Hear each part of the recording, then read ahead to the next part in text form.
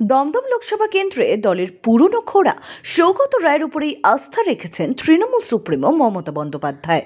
2009 থেকে পরপর লোকসভা ভোটে জয় পেয়েছেন তৃণমূলের সৌগত রায়। প্রচণ্ড গরমেও ক্ষান্ত দেননি ভোট প্রচারে। তীব্র দাবদাহ ও চাঁদি ফাটার রোদের পর সোমবার বঙ্গবাসী বৃষ্টির স্বস্তি পায়। আর সেই ঝমঝমিয়ে বৃষ্টির মধ্যেই চলল দমদম লোকসভা কেন্দ্রের তৃণমূল প্রার্থী সৌগত রায়ের ভোট প্রচার। এদিন বিধাননগরের 23 নম্বর ওয়ার্ডের পৌরপ্রধান ঝুঙ্কু মণ্ডলের উদ্যোগে প্রার্থী সৌগত রায়ের সমর্থনে এদিন সন্ধ্যায় এক বর্ণাঢ্য রোড শোর আয়োজন করা হয়। হুড খোলা গাড়িতে গোটা ওয়ার্ড ঘুরে ভোট প্রচার করলেন তিনি।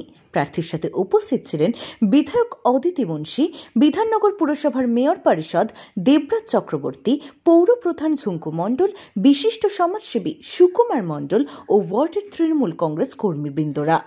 এদিন প্রায় 2500 তৃণমূল সমর্থিত মানুষ এই বর্ণাঢ্য র্যালিতে অংশগ্রহণ করেন।